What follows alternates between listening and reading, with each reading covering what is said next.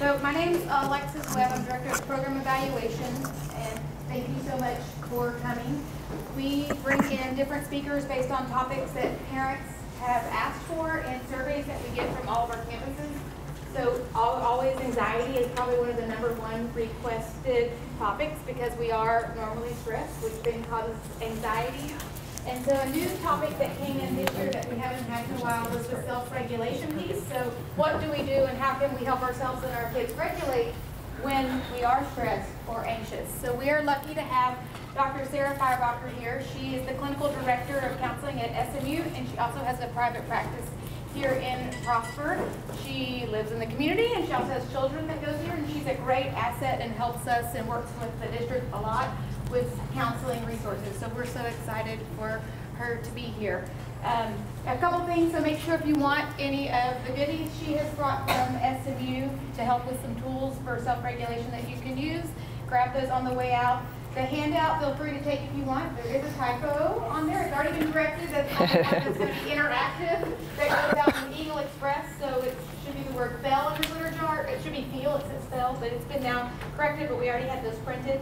And the surveys are totally optional, but we would love your feedback if you wanted to write those in or have other topics you would like us to work on. So if you want, you can fill that out at the end, and there'll be a basket up front that you can drop it in if you want. Totally optional, but we would love your feedback about the presentation and anything we can do different or other presentations that we can bring. We already have 2 more set for this spring, one in February on how to talk to kids about difficult topics, and then also later in the spring on internet and navigating internet safety for our children. So those are some that we'll be sending out more information on later. Thank you. And if your child fell into the glitter jar, then that'll probably escalate them, and you'll have a stress ball to be able to give them inside the glitter jar. Speaking of the stress balls, it was funny as we're putting out more, it dawned on me, so I coach one of my boys' soccer teams, and there are a couple of kids that are in his class that will end up coming home with us if their parents can't get them there. And this week, they saw these in the back of my car as we're driving home, and one of the boys, "Oh, can I have one of those?" I was like, "Sure, you know, what is that thing?" I said, "It's a stress ball." And I hear back there in the back, and of course, I'm not looking back there because that would not be safe, but I hear just, and it's getting louder and louder and louder and louder. And finally, I see that thing thrown, flying up by my face. "So what just happened? Are y'all fighting back there?" And he said, "No, I just got so mad. This is making me so stressed." And I said, "Buddy, this is the stress ball. This is the plastic covering for it. So please let your kids know it comes out of the plastic covering." Oh, the kids, you know, kids are hilarious, and at the same time, if somebody was watching me, they would probably be laughing at me too and all that I do. My name is Sarah Feierbacher. I'm here to talk to you about stress, and I'm just going to tell you about my day, and then you could say, "That looks like stress, and so I'm not going to live like her." I mean, truly, it's every single time I present this, I see some familiar faces, which is amazing because it means that you've enjoyed, I say that, you've either enjoyed hearing me talk or you're hoping I'll be better this time, either one. But it means that you've gotten something from the past. You may see some of the same information. It's always different. That's part of my strength, and also part of a challenge is I'm never okay leaving something the same because I always am learning, and I'm always thinking of things and you know, adding things to it. So you're also going to get new information today. But I could present this to myself every day and still learn something new and still take something in new and still be better for the next day. So I'm right up here with y'all. My life is stressful, and at the same time, every day I'm doing my best to wake up the next morning and be a little bit better. And that's the thing. That's why I hope we're all here to be a little bit better for tomorrow. Does that sound good to everyone? All right. So as we get started, I want to begin by saying we're here for a reason, right? We're here, and this is presented through Prosper ISD because it's linked to academics. And look here, this is research-based. If we help our kids with their stress level, it actually is going to improve their academics, but it's research-based on how it improves it. So the first one here, 1-year-olds, not even in school yet, 1-year-olds are less likely to cry worry or disrupt their play with a stranger. Toddlers are better problem solvers and are more sensitive to their peers' needs. There are fewer behavior problems, greater initiative and self-control. And then as we get a little bit older here, higher cognitive development and a greater sense of mastery, higher competency, better math scores, particularly in females, they found. And then increased empathy, greater motivation, enhanced social development and self-esteem. There are less gender stereotype beliefs, and then stronger sexual identity and character as the children age into adolescence and adulthood. We want this, right? We want this for our kids. That's why we're here today. So we're really talking here about our self-esteem, and that's not something that's stagnant at all. This is a learned belief about who we are, about how the world sees us, and about how we see ourselves. I'll give you an example. I had no idea, I try to be involved in my kids' lives, but my older son last night told me that the president and vice president of his class, blah, blah, blah. I said, I didn't know y'all had president and vice president. Oh, yeah. Sorry, I didn't know that one. You got to tell me these things for me to know. But the president and the vice president did such and such, and I said, who are they? And he told me, and I said, how did y'all pick that? And he said, well, we voted. And I said, how did they decide that they wanted to run? And he said, well, we all were trying to run. I had a partner too, and I was running also. I said, really? You didn't tell me any of this, buddy? Let's hear about it. And as he's telling me this, I say, well, how did it go? How did the votes go? And he said, well, when I ran in first grade, nobody voted for me. And he said, we didn't do it last year, but I ran this year and we got third place. We had 2 or 4 votes, he couldn't remember. And I started thinking about that, and I was like, bud, that took a lot of courage to go from first grade and not receiving any votes and going to third grade and receiving 2 to 4 votes, but the votes didn't matter, did it? It was about how you felt about yourself. It was about how you decided, I'm going to do this again because it's an interest to me. And he was like, yeah, that's all it's about. I know they're still my friends. And I just, oh, yay, those are the words that I want to hear. And I hope I hear them in 4th grade and 5th grade and 8th grade and so on and so forth, right? But I'll be honest with you, I asked more questions about his social interactions all of these years up until this point than clearly I did about academics. Had no idea they had a president. But that was music to my ears. And so when I looked at this, I thought it really is. In first grade, it was not a learned attitude at that point. He had to learn it over these years. He was too embarrassed to even tell me about it then, right? He had not learned self-esteem. And that's just a silly little analogy, but to say this holds true, right? And the fact of the matter is you may be thinking of a similar situation when you were younger where that happened to you also, or you didn't make a team, right? Something shaped your self-esteem, or something made it, right? And it continues over time. It's important to note that children and adults, parents and teachers with high self-esteem tend to have children also with high self-esteem, and the opposite holds true. Isn't that interesting? For better or for worse, right? So it's important for us to look at our self-esteem as well. So when we look at building and nurturing our self-esteem, regardless of where children are, self-esteem is just not consistent. They may have a bad year. There have been a lot of bad end results in our community recently, right? Ones that rock our whole community. What I really want to point out is nothing is forever. Nothing has to stay consistent, right? There are things that we can do, and that's what I hope y'all hear me say over and over and over today. There are things that we can do to make them better, but that doesn't mean they'll stay on top of the world, right? Unfortunately, our lives are roller coasters. I don't say this in here, but I'll say it now. Oftentimes, when we look back on life and we think about the growth points of our life, it's not when things were riding high, is it? It's when things were really hard and we somehow were resilient. That's when we grew. We just have to be able to get back up that hump, right? Okay, it's learned since early childhood, and here's the thing, it can be chipped away. Our self-esteem can be chipped away little by little by little by little. Tiny little things like not getting a vote, right? Over the course of time, if we have enough of those, that shapes who we are. It can be broken, but the beautiful thing is it can be regained at any point in time. We can be 60 years old and regain our self-esteem, okay?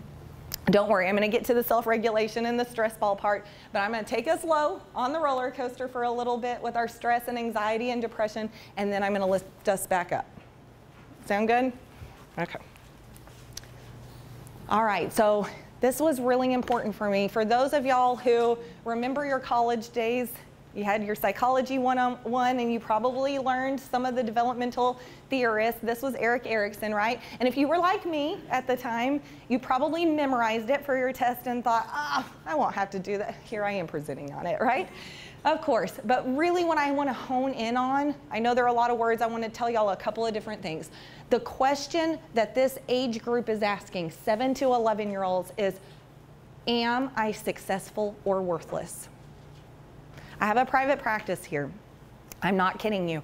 I see a lot of adults, see some children too, but the adults come in with a core belief that they don't know that they have. Their whole lives, at all different age ranges, their whole lives. And we are uncovering what those core beliefs are. And guess what? The question was, am I successful or worthless? And their core belief is based upon, I am worthless. I am unlovable. And these are people that may be sitting next to you in here. These are people that are at PTO meetings and are beautiful and have smiles on their faces. My point is, this impacts us for our life, right? Again, it can be regained. That's a point of counseling. It can be regained at any point in time.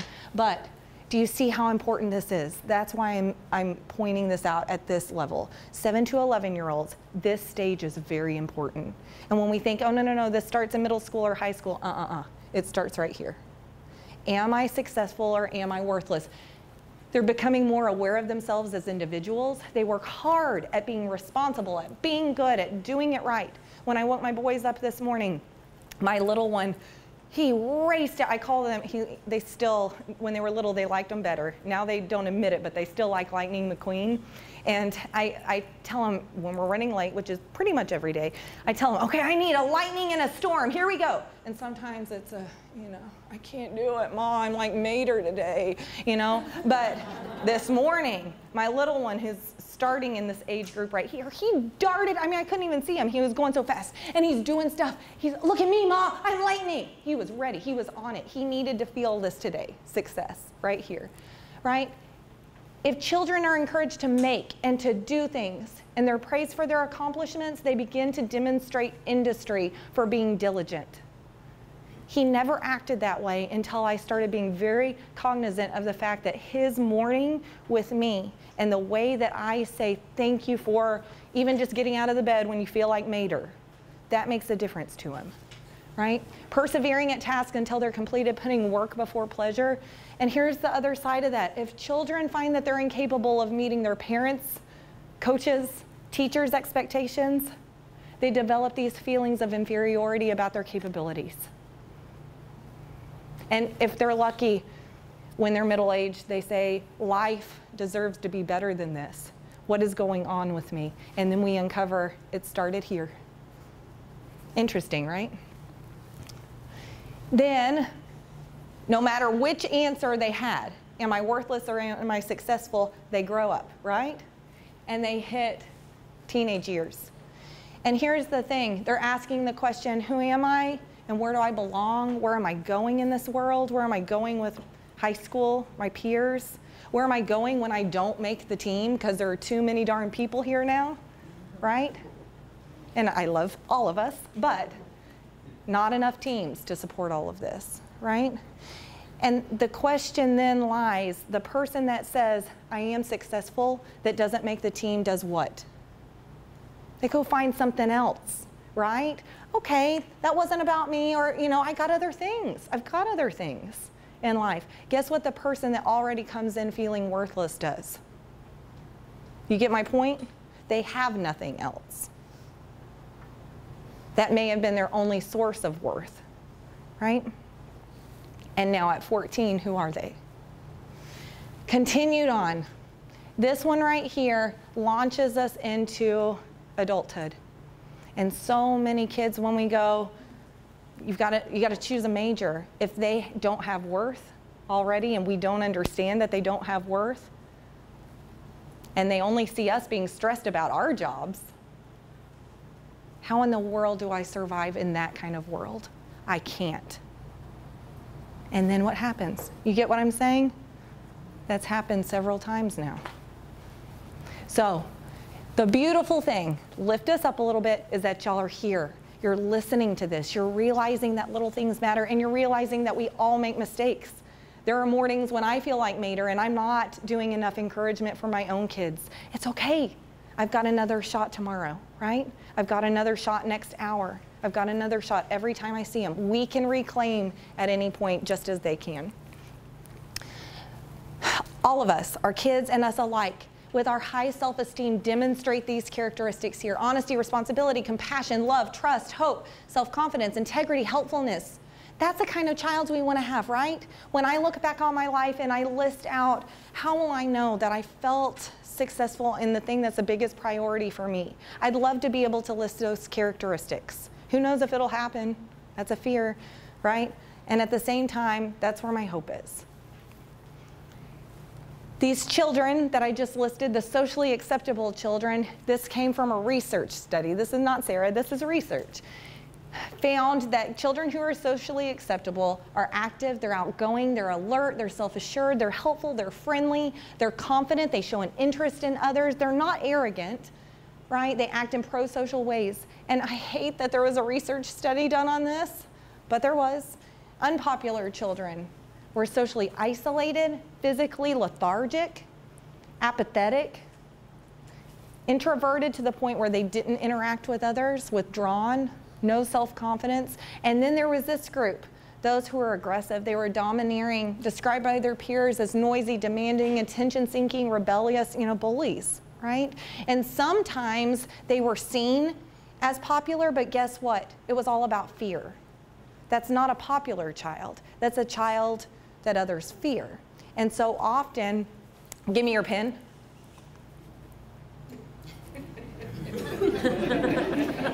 May I please borrow your pen for a minute? Yes. Thank you.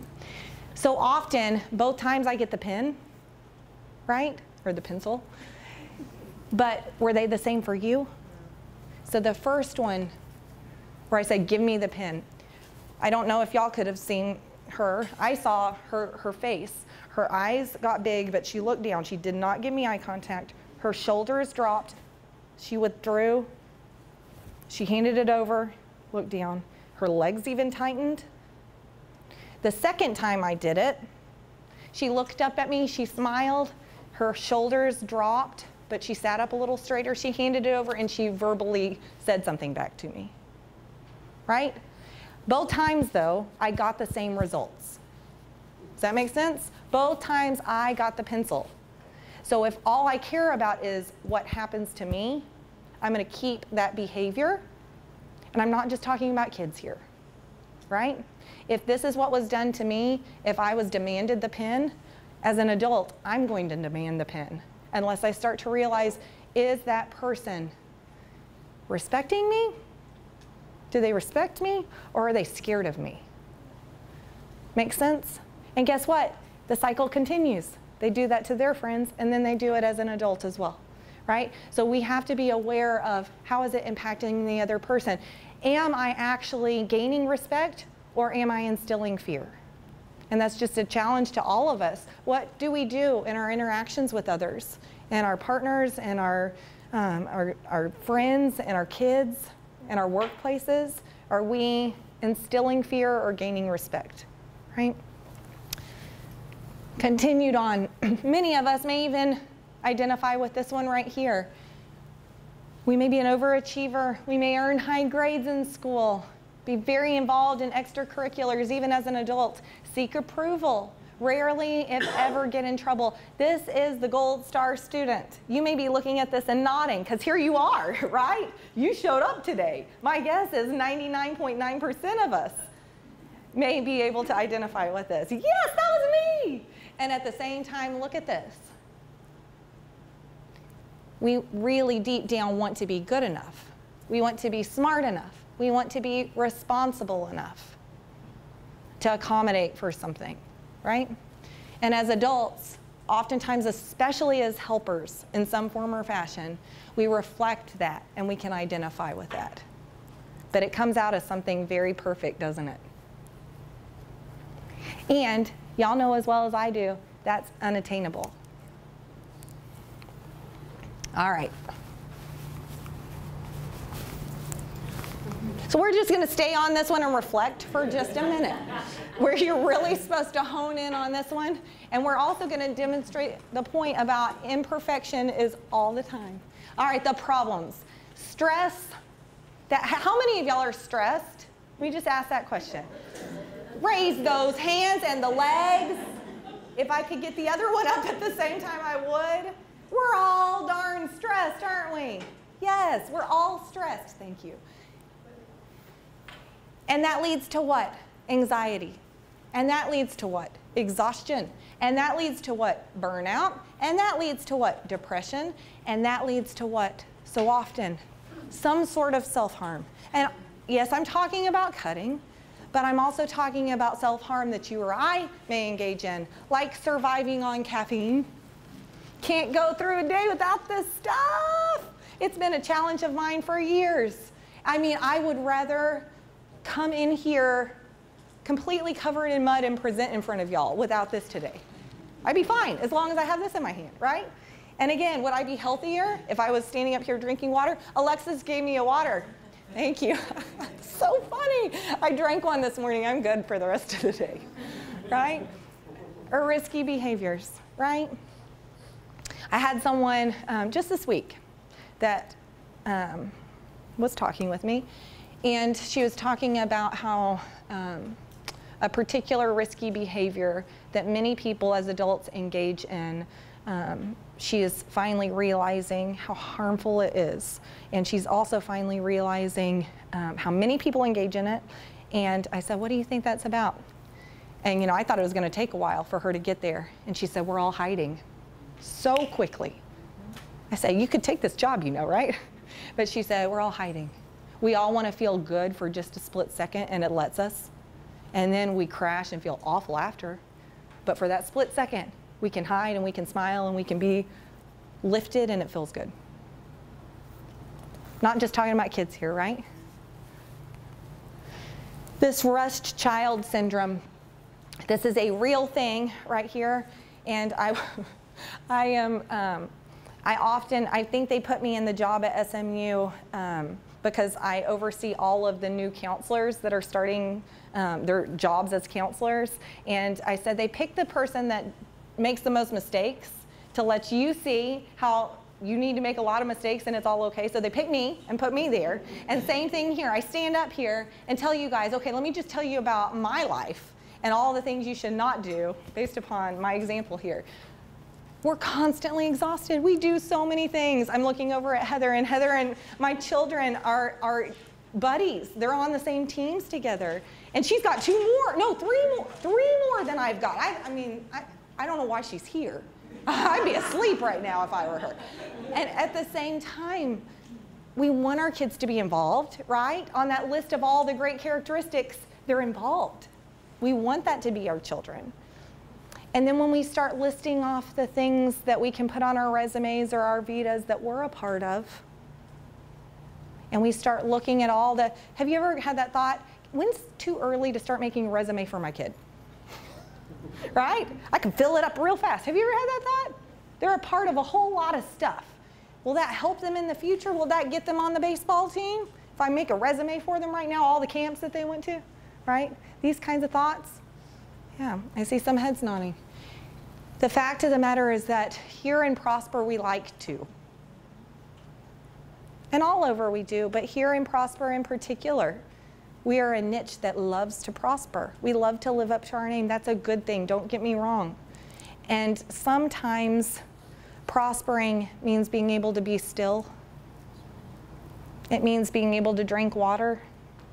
It means being able to have kids grow up knowing how to ride a bike instead of batting fourth in cleanup, right? You get what I'm saying? It looks different sometimes than what we put the label as prosperous.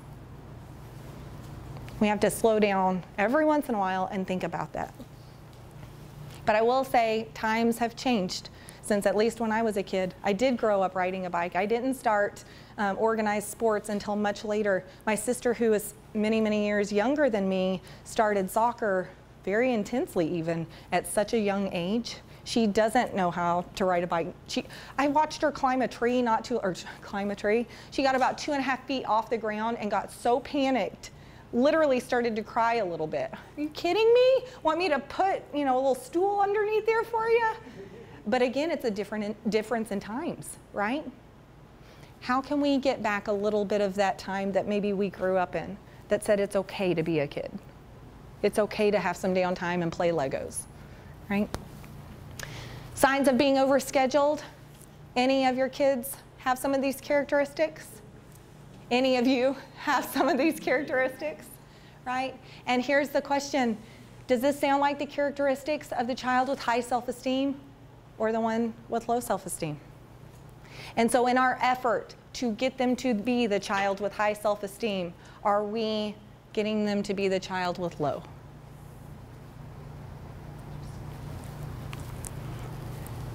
It takes a toll on us. Even if we have no other outside activities besides chauffeuring our kids around to all of their stuff, it's exhausting, right?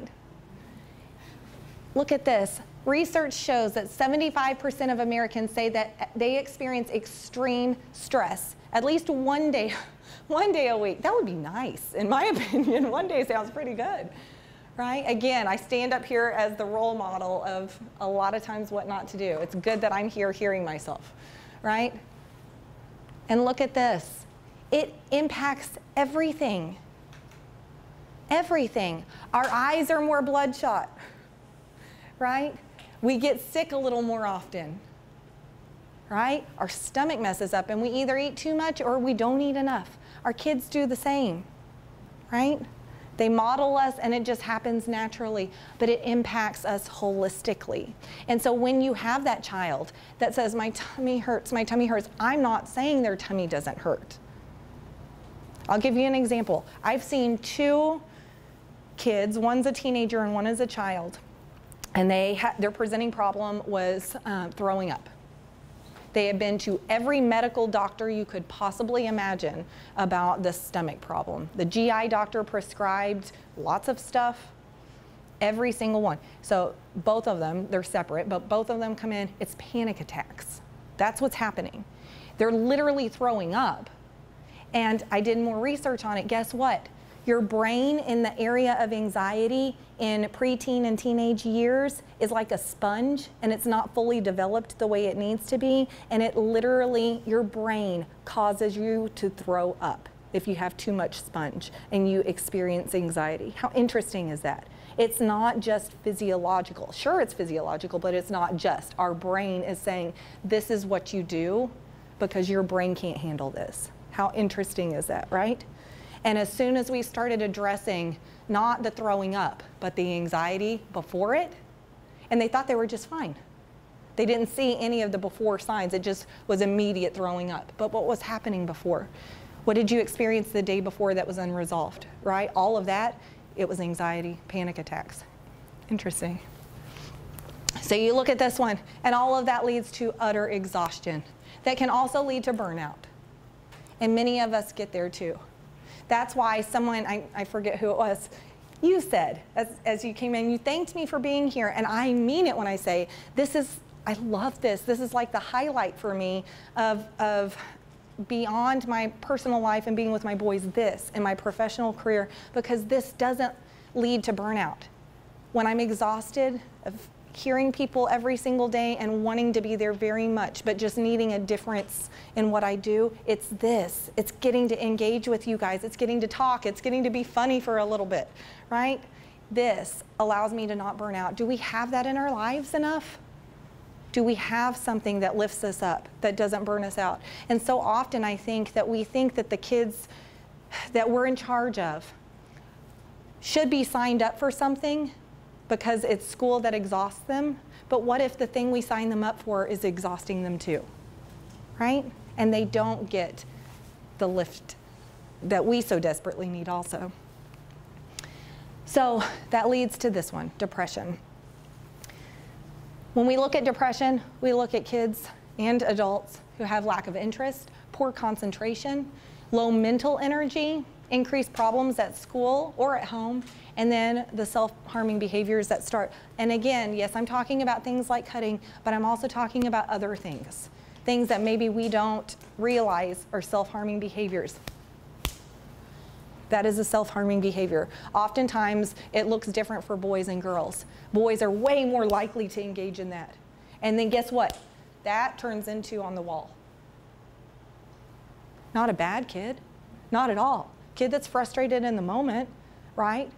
I'll be honest with you, my youngest, Mikey, he is one of those that he's so physical. He's a good little athlete, but he is a very physical kind of kid. And it was so easy for him to go at his brother just in the moment, right? And I don't know why I pushed him. I don't know. I don't know. And then the tears start to flow, right? And so one of the things pretty early on that I had to work with him on was when he got mad, it's okay to show it. It's okay to show that emotion. We can do that. That doesn't hurt anyone, right? We can clap really hard. And so even to this day, when he gets mad and he's around me, he'll look me in the eyes and he'll go, and I'll reflect back, you are mad right now. Do it again. You want to do it again? No, I'm good. Right? Harmful reactions that we sometimes do, right? Sometimes we don't understand depression. We don't understand anxiety or sadness. We may say that that person's lazy. Why can't you go out and get a job? You're about to be 18 years old. You're about to be a senior, right? Go get a job. Why can't you finish this homework? Just finish, it's one page.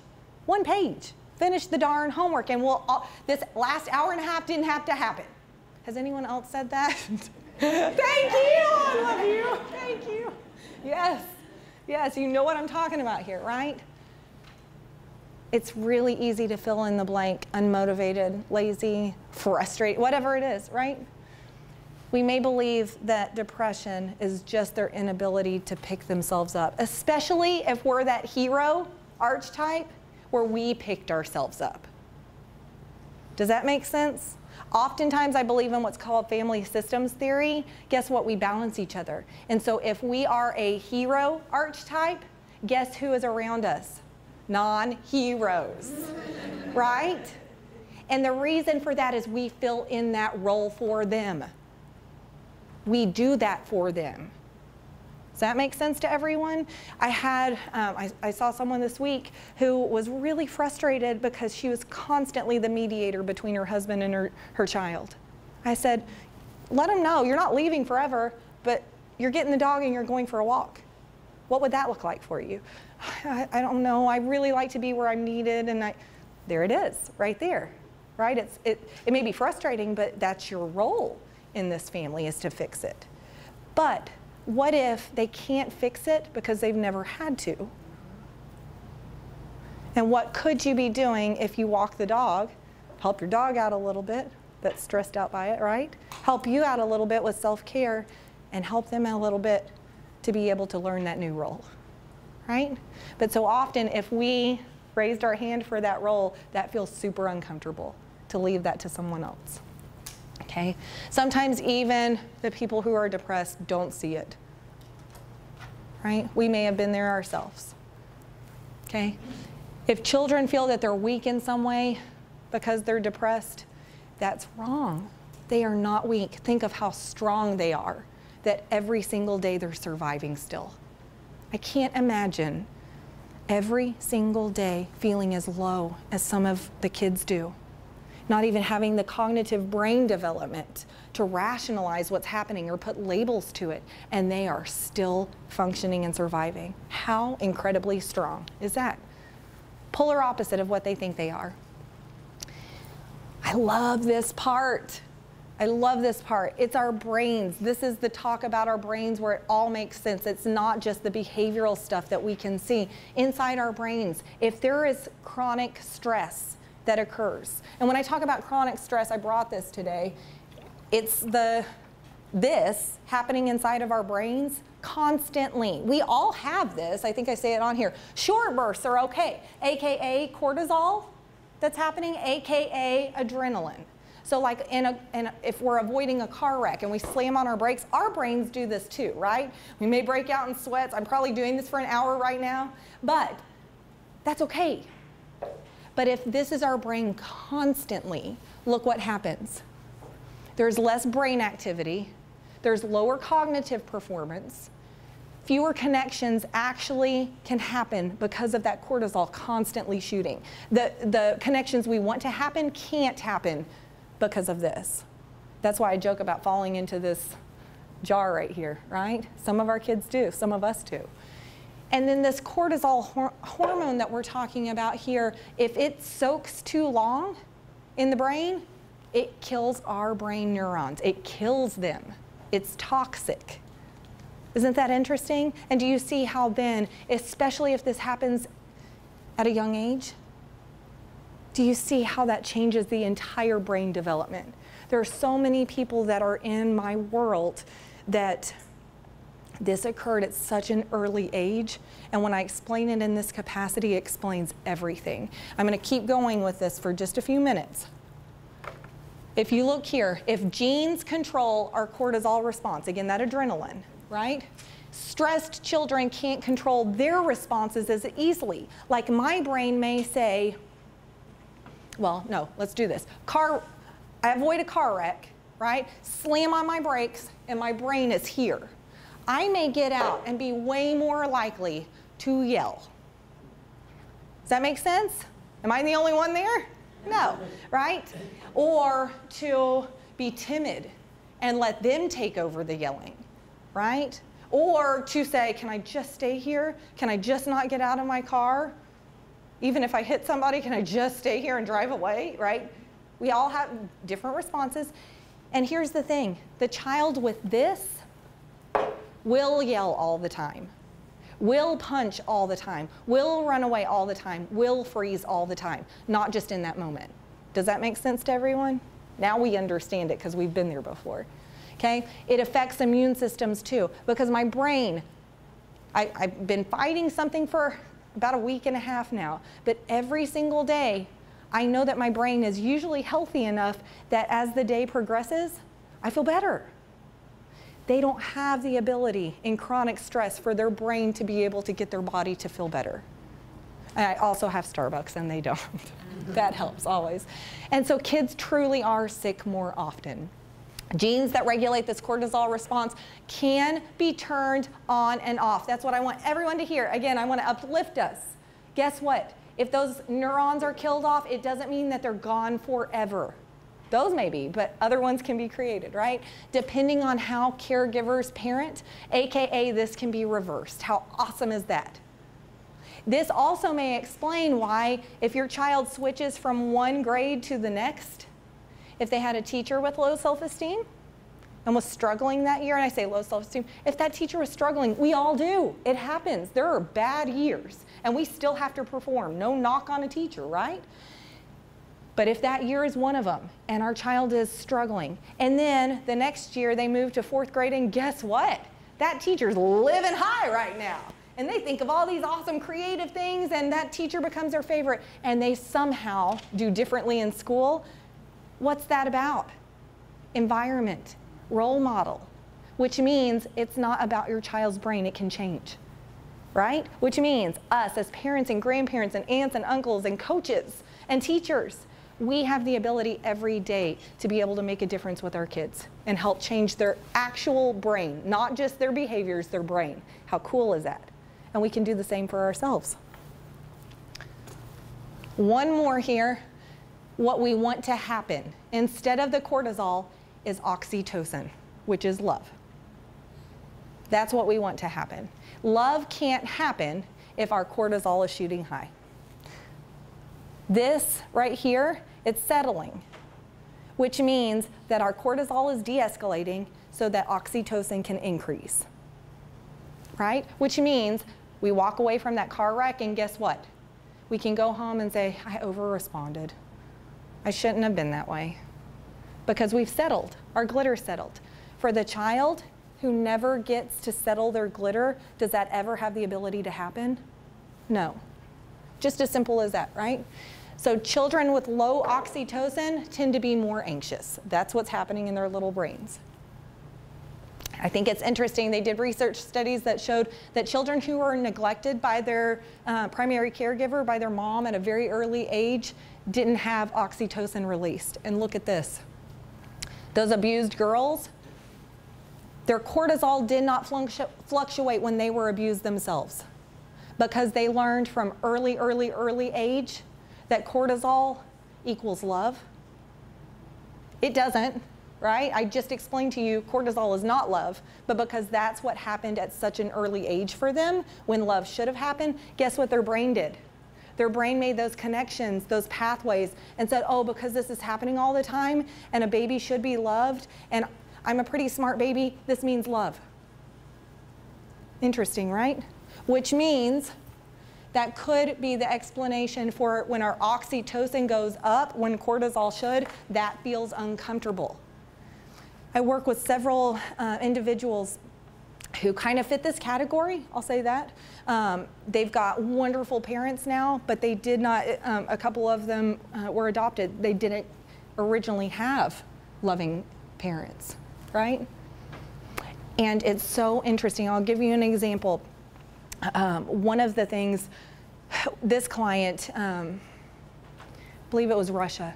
He was adopted from Russia, and he's got this beautiful family now that adopted him. And the one thing that we said would be the starting point for them, because he was so violent to the other children in the home, violent at school, loved his parents, but violent even sometimes with them. So we said, spend one-on-one time with him.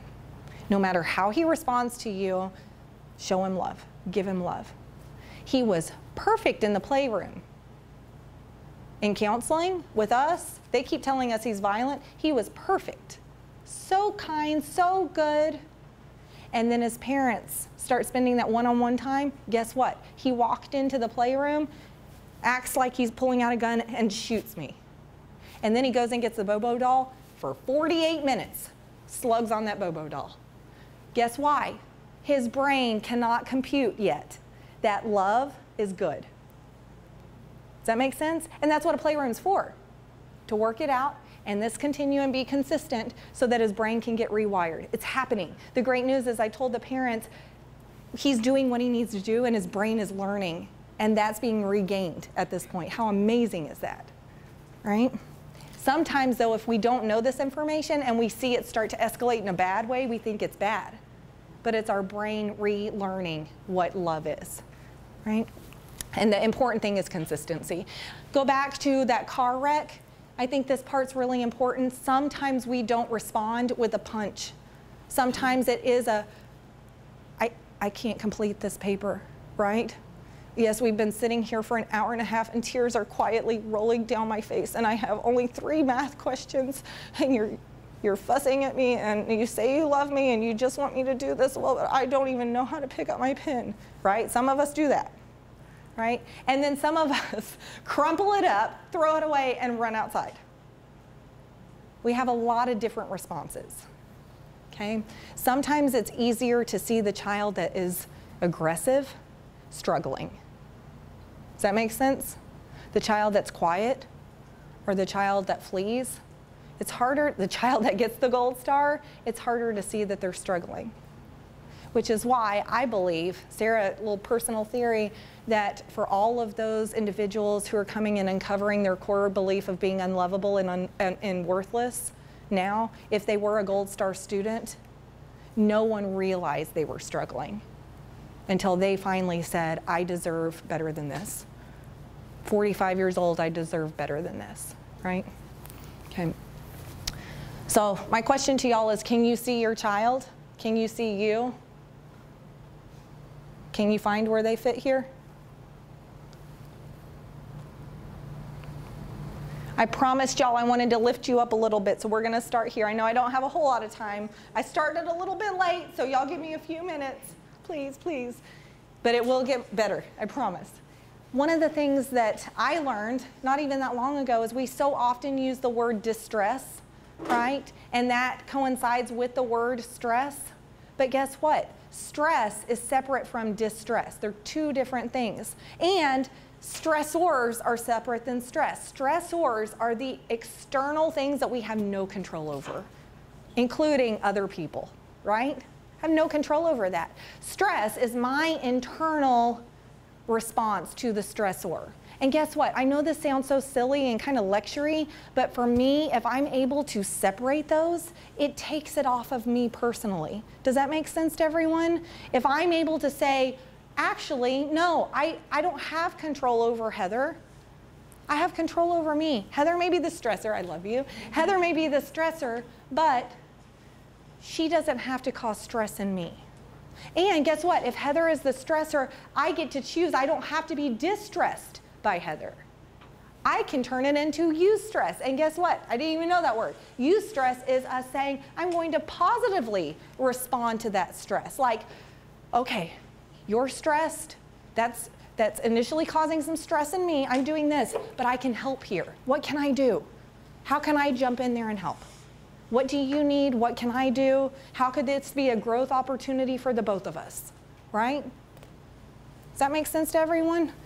Sometimes even just putting those labels on it helps to de-escalate. So what do we do here? We have lots of solutions, and I really need to point out one size doesn't fit all, even if it works for you. It probably, because I believe in systems theory that says we're all different and we balance each other in a system, aka a family system, it probably means that your child's going to be different. I'll be honest with you, my sister and I call each other because her son is like me, and Mikey, my Mikey is like my sister. And so there have been many times where, Mikey, I'm not really sure what's going on here. Talk to Auntie. And she does the same with me, and it helps. She knows how to talk to him. Mikey, put those hands down. Mikey, we're going to solve this thing. Mikey, we're going to get out there and we're going to try again. But that's not me. I get on the phone. Bubs, what are you feeling?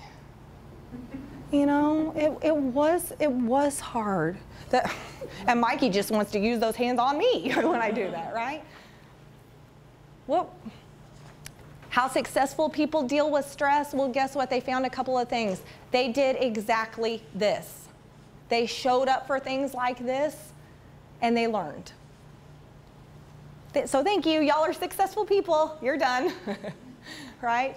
And they also focused on the present interaction. The tally marking of this has happened for 4 years straight. That's passive aggressive. That's not focused right now. It doesn't mean that you shouldn't deal with that, but we can be assertive dealing with that as opposed to passive aggressive, right? It's focusing on the here and now. These activities reduce stress and increase resiliency. So you look here, I'm going to go through several of these. This is the list that I've got of things that we can do to be able to decrease our stress and increase our stress regulation, or self-regulation. Here's what you specifically can do right here that I'm going to give to you as you give me a few extra minutes to go through them. Make an effort. Show that you have an interest.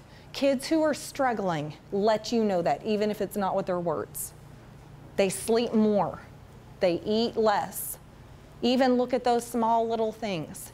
And then don't make the assumption that they're going to talk to you when they're ready. Because guess what? You'll never hear a word from them. They'll grow up and be 45 and finally going to counseling and talking to a perfect stranger. You want to be that person, don't you? You want them to talk to you. So say, not, what's wrong with you, right? I know something's going on. I'm here. Tell me about your day. What went wrong? What was something that you wished was different? What was something that went well? And if they don't have one, that tells you something too, right? Ask those questions. Well, what if you have a mic? Yeah. And you say those things? I give him time, because in the car on the way home is not the time. Oh no. And his brother talks and talks and talks and talks. Say, that's totally fine, Mikey. You don't have to know right now. Sometime I'm going to give you between now and 5:30. You get to come, you get to choose when you come and talk to me, and we'll talk on our own, or we'll talk when we throw a football.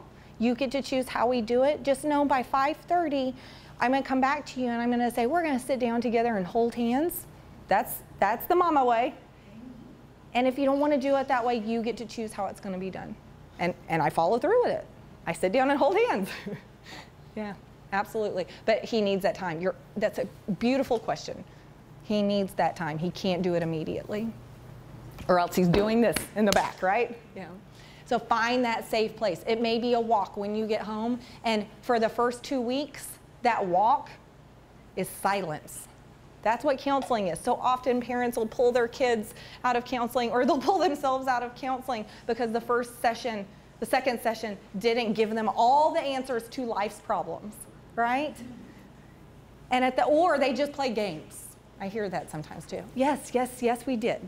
And we're going to keep doing that because that's when the magic happens. I told a student yesterday, one of the counseling students yesterday, week 8, she said something like, the parents finally just stopped talking and listened. It's the first time I've really gotten to say anything. And they listened. Something had happened. I said, how many weeks have you seen them? She said, I think this is the 8th or 9th. I said, that's it. I have this little theory. Magic happens at around week 8. It takes 8 weeks of consistency to finally start to change. Guess what happens then? Oxytocin is finally able to go up because the cortisol is finally down. 8 weeks. So be consistent. When it doesn't work the first day or second day, no, 8 weeks, Sarah said. 8 weeks of this walk after school. And I'll start to see results, right? Colors Corners, I love the movie Inside Out. Do that thing. Set something up. We did the suicide panel the other night, and one of the things that was said that I thought was pretty profound and something I had not done was, so often we make our kids' rooms these awesome rooms. And that's where they want to be, by themselves. I've done the same thing. Make somewhere else be a colors room, right? Where they can come in and they don't even have to say a word. They can go over, Mikey can go to the red area and just glare at me and show me this is the angry area. And that's fine. You sit there and we won't talk. We won't hold hands. Are you kidding me? I don't want to hold your hands when you're in red. You do what you need to do. Put some things over there that are red that will help him de-escalate. In the sad, my other boy would go to blue sometimes or go to purple sometimes, right? Find those. Let them be able to speak without words and tell you how they're doing, okay? No judgment. If you don't want to change rooms, have just a corner where if they're reading over there or they're doodling or they're doing whatever. That's the corner where you're not going to ask them questions and they get to be there for 15 minutes. Set a time limit. They don't get to play a game over there all night long, but for 15 minutes, it's okay. That's where they're going to be, right? Become a safe person, right? Be attentive. Just like what I was talking about with those parents who had adopted that little boy. Put everything away. Put your phones away. They know. I'm seeing a girl right now. She had moved from a different state, and everything that she presented, that parents presented, was about the move. They thought that she just hadn't gotten over the move, and it was like a year and a half ago. And she comes in, and again, around week 8, finally uncover that it's not at all about the move. It's about her fear of her dad's use of the phone and talking to someone inappropriately. And now every single time she sees her dad on, and it proved to be true. This little girl knew what was going on. And now, every single time that phone is picked up, guess what she's doing? Right? Even if it's work. Our lack of knowledge about our behaviors still impacts them. It still does. Right? And realize which one you are. If you are a pursuer, realize you're probably matched with the distancer, because that's the way the world works. And realize the more that you pursue, I call us the Michael Scotts of the world. When a problem happens, everyone, conference room, stat. I don't even know what I'm going to say, but we're all going to get in here. We are going to be together and we are going to talk, right?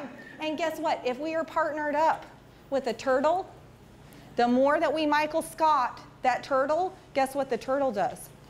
It retreats even more. Until I put labels to this, the first couple of years of our marriage, We Michael Scotted and Turtled the heck out of each other. I'm serious. And guess what was underlying that? The more that I Michael Scotted, the more I felt like he doesn't care. He doesn't care about this. He doesn't care about when I'm hurting, or me, right? Even going down to me. And guess what? He, being the turtle, felt she doesn't care when she's pushing and I'm asking for boundaries and she's running over those boundaries. Full-fledged running over them. And do you see that huge disconnect? And guess what? When we were able to put labels to it, guess what happened? Oh, it's not about you not caring about me, it's just you. Right? And vice versa. And then that's okay, because we're all different. That's okay. It's not a personal thing. And now we're able to say, you know what? All right, we will go to sleep like this. That's fine. But before 10 o'clock tomorrow morning, or before 10 o'clock tomorrow night, whichever one works out time-wise, can we please revisit this thing and solve it then? Yeah. Different, right? Different. All it took was a little label. Sometimes those are good things. Can you see this in your kids? And can you see which one you are? And maybe you're the distancer and the kid is just at you, constant. Ma, ma, they call me ma. I'm like, 93-year-old, country bumpkin, ma. But ma, ma, ma, ma, ma, ma. They really sound like the seagulls on Nemo. Constant. But they may be pursuers when I'm in the bathroom, on the toilet, boys. This is not the appropriate time, right? But that's what's happening, and I'm turtling at that moment. That's funny. All right. You got it. Some delayed reactions there. Okay, relaxation techniques. These things are amazing. This is relaxation. I have this on the next slide. I have a lot of relaxation techniques. First, let me tell you the one that y'all did for my boys. I didn't do this one. My third grader came home, I think it was last year, and y'all did a lot of, I'm looking at y'all that work for the district, did a lot of social and emotional learning, right? And you did things like the, what do y'all call those? The Eagle something or another? I don't know. I hear a lot about what they had for lunch and recess. That's about what I hear about in the day. But my third grader now, last year, went the whole summer, every night, coming down, not knowing it, but coming down with night terrors. Had no idea what it was about. Talked to the doctor about it, did my own research, the pieces that I know. And this poor little boy, everything seemed stable. We weren't doing much. He was going to bed on time, had no idea what was happening. Day 1 of 2nd grade. And he comes home and he does not have a night terror because he shows me this simple little thing where they do one of those, well,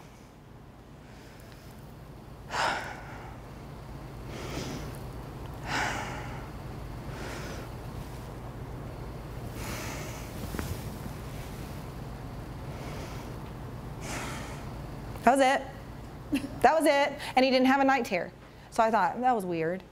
Let's try it again. He goes to sleep and he does that. Full year. Every night we did that, not a single one. We've kept it up, not since that summer. And every night we do that thing. Is that not amazing?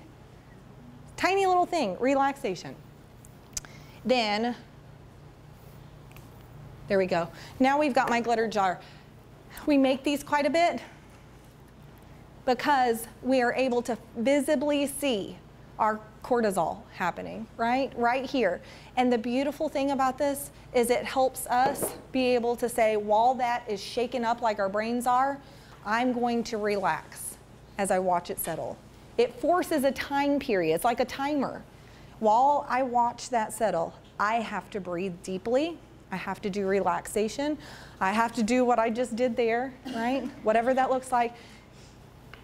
And it works. And one of the girls that we did this with walked out and her mom said, "Oh, what do you have there?" And she said, "It's a glitter jar. It's supposed to help me not be stressed anymore." Oh, Mom, you need that.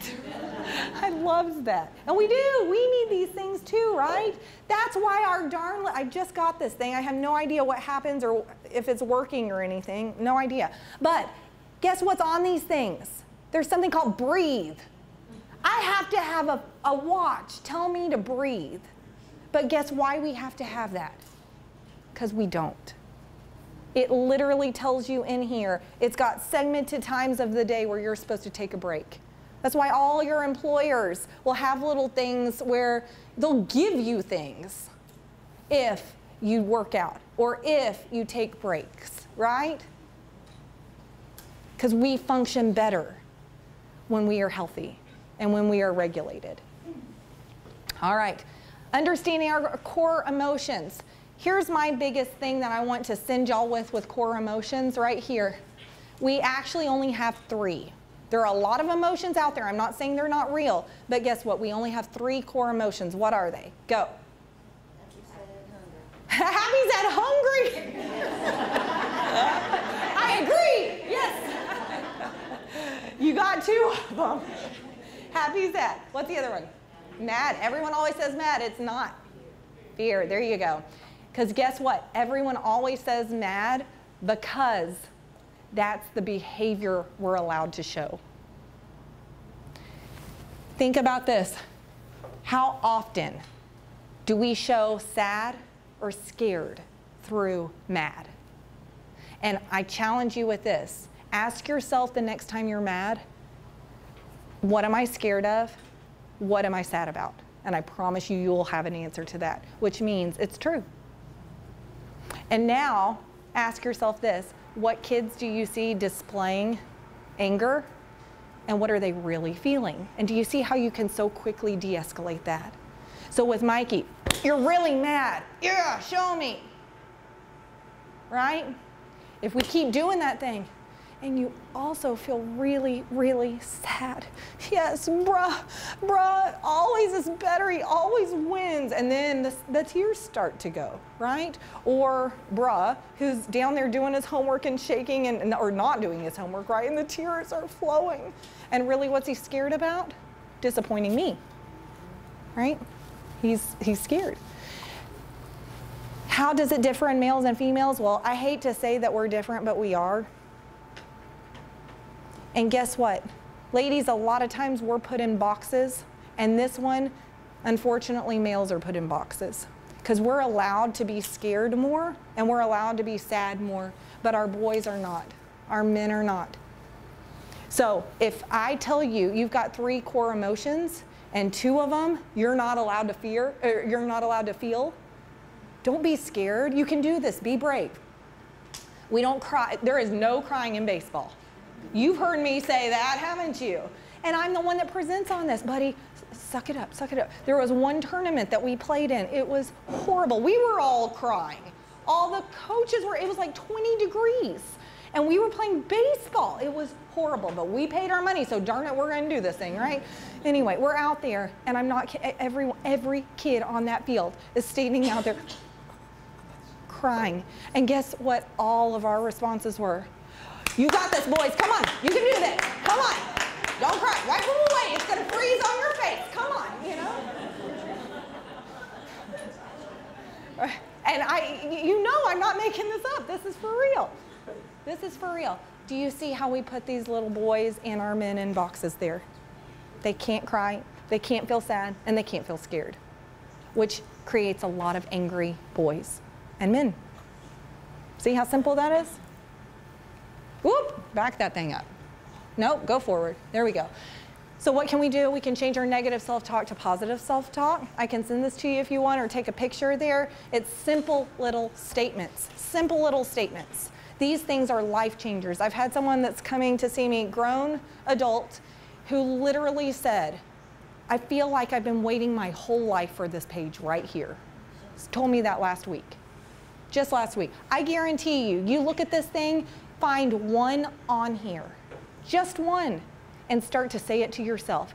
Your brain will change. And guess what changes when your brain changes? Your life does. Mine, that I first saw, and I literally, when I read it out loud to a group of perpetrators of domestic violence, I literally did my own work as I was saying it out loud and felt like in my own personal life, it was like a physiological response. A huge backpack of bricks fell off of my shoulders. Sitting in the room with these guys, and I felt like, oh my gosh, I'm as free as a bird. It's impossible to control other people in situations. The only thing I can control is myself and how I express my feelings. Freedom.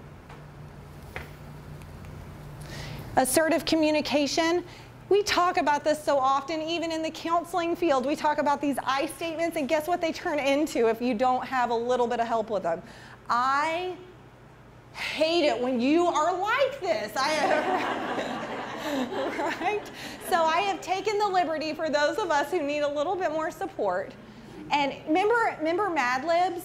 I've Mad Libbed it up for you right here. I feel scared when I am ignored. And I would instead like to feel comfortable, which can be accomplished by being listened to. And guess what? Was there a you in there at all? That could have gone for my kids. It could have gone for my boss. It could have gone for you. It could be for anyone. You can't argue with that, can you? That's just me. It's not about you. It's about me. Right? Nice little fill in the blank for you there. Ask these questions. What is it that you're wanting? Maybe it's not to solve their problem that we so often do. Maybe it's to say, you can do it, buddy. You can solve that problem. I know you can. You know you can. And that's all that matters. You know you can, right? Is this helping or hurting when I do this? I think it's helping, but I'm not getting the results that we want. So, really, is this helping you? Let's relook at that. And then what's your plan? What's your plan? What do you plan to do? I went through this whole process right here with my oldest son, first week of kindergarten, and I thought his plan was stupid. I did. He kept getting pushed off the monkey bars and ended up hiding under playground equipment for about a month straight by the same kid treating him that way. And his plan was to go and talk to this boy at the lunch table after I talked to his parents, after I talked to the teacher, I talked to the kid. I thought that plan is stupid, but go for it. You try, because I'm at my wit's end. And he did, and he went and sat by him. And he's on the soccer team. To this day, they're buddies. He's just a physical little boy, but they're buddies because my little boy said, do you want to be my friend? And the little boy said, yeah. And my son said, you're not treating me like it. If you be nice to me, I'd like to be your friend. And that was it. That's all it took. His stupid plan worked, right? So given the option to create stupid plans, because mine ended up being the one that was stupid and did not work, right? And here's a kicker. This is new this year. If you've heard me talk, this is new stuff. Do not praise. Yep, I knew someone would look at me like that. Thank you for doing that. Like, what? That's what we've been taught to do. That's what we do. That's what felt good to us. This is huge, you guys. Like, so huge that I've got it on my refrigerator right now. Okay, the problem with praise is it focuses on perfection. I do a little workout video, and guess what the workout instructor says all the time? Perfect, perfect. And they all are. They all are. I'm watching them on that video. Ah, perfect, you know? Unattainable, right? Here's the thing. A right or a wrong outcome rather than a meaningful experience is the focus of praise. It trains children to be dependent on your constant feedback for their meaning and worth. It shatters rather than builds self-esteem. They believe that what others think is more important than what they think. And it jeopardizes their ability to develop their own internal compass to guide their decision making. So when it gets to the point of adolescence and they start making their own decisions, I can't. Does that make sense? How powerful is this? It fractures your relationship with them. If that's what you care about the most, me too, it actually really hurts it because it's I approve of you when, not just your worth. So you're Period. saying we should not tell the child how proud we are? I am saying instead use encouragement, and I'll give you a list. So right here. I was at a meeting Monday, and they said 3 things you should tell your child all the time. I love you. I'm proud of you. And I please wait till you get married to have sex. Okay. Listen, I'm serious. Okay. I don't know. This is what they said. So I haven't gotten to the part of, please wait until you get married to have sex. That's a different presentation. I'll start with the first two. It is a different presentation, but it does say every day you say these things, and the one was, I'm proud of you. So let me follow that up. I think it's okay to say I'm proud of you, but what I would like to add to that is I'm proud of you, but what matters is, are you proud of you? Yeah. That piece is what matters, that piece. And I want to say, because I slip all the time, oh, Mikey, I'm so proud you were Lightning McQueen this morning. But do you feel proud that you were Lightning McQueen this morning? That's the piece that is missing. Let me go back to the slide real fast. Encouragement focuses on creating a way for them to assess their own lives. Does that make sense? Not me constantly being there. How are they going to survive if they only get praise from their mama? They stay with their mama forever. And they both think they're going to, which means I got to work on this.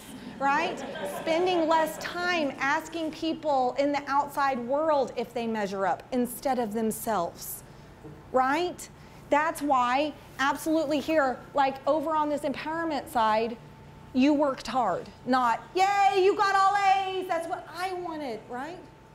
How about over here, you're so proud of yourself versus, I'm so proud of you. Reflect back, you're so proud of yourself. And then so often we follow up with, that makes me so happy. How about instead, that makes you so happy. Do you see? It's subtle changes, but this creates a new person. You with me? Yeah. All right, so take that picture. Right there. That's important. Wait a minute. Oh, gosh. That is one good-sized picture. It just, I don't have my phone. That's okay, I like it. Put it up on your refrigerator with me. This is on mine. I'll be honest with you too, you can change at any point. My parents had to move in with us. And I listened. As I'm working on this, I'm literally saying, Mikey, you feel so proud of yourself. And my mom, I'm so proud of you, honey. I'm so proud of you. Oh, Mama, I love you, but oh my gosh. And so I pulled her aside and said, I'm working on this. This is my list of, what does that mean? And I'm telling you, 70, and she is changing. She's working hard like I am, and she is changing. We can reclaim something at any point. At any point, we can change. Okay, practice our boundaries. If you're tired, then say, I'm tired, and it's okay that we skip this. It's okay. And if somebody gets upset about it and you don't start, you know you're a good soccer player. It's okay, right? Have those boundaries and do it first. Don't expect them to be comfortable if you're not. Do it first, right? One more I want to do. I already said this one. We have the power to reclaim our lives at any time. At any point in time, we can do this.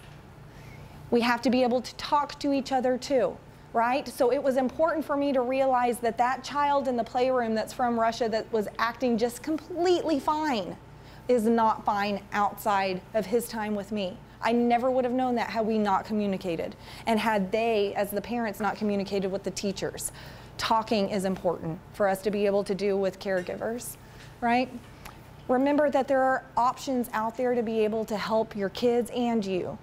A lot of registered play therapists to be able to work with little bitty ones too. I do what's called filial therapy, which I think is huge. I actually ask that parents participate in counseling even if they feel like the problem is solely on the child, because I believe we're all a system. And I can help teach exactly what I'm doing in the playroom to you to be able to do at home too. How powerful is that? So it's not one 50-minute session, it's every day 50 minutes with you. You're the one that matters the most to them, not a stranger, right? Whoop. So we've got a couple of different options that I represent, but then just know there are so many more. All I care about, you guys, truly all I care about is everyone getting the support they need, myself included. So please know that if I'm not the right fit, I have so many people in the community that I can give you referrals to. I'm more than happy to do that. I know Alexis, I know Katie, several of the counselors for Prosper ISD have so many resources and lists. Go to them, ask them for help and support, and again, know that we in this field just want to be able to give resources and support. That's what we care about. So everyone hopefully got one of my business cards, and it's totally fine to say, Sarah, you were all right to present, but you're not all right for my family. Give me another referral. Absolutely. What you looking for, right? So my private practice here in Prosper is this information. The SMU program that I'm a part of, we have 3 different locations and we're moving, but that's okay. That information is right there. And if y'all have any questions, I know I ran a little bit long. Thank y'all so much for staying a little bit later with me. If you have any questions or needs, please feel free to email me or give me a call. I'd be happy to put you in touch with whatever it is you're looking for. Thank you guys. Y'all have a great rest of your day.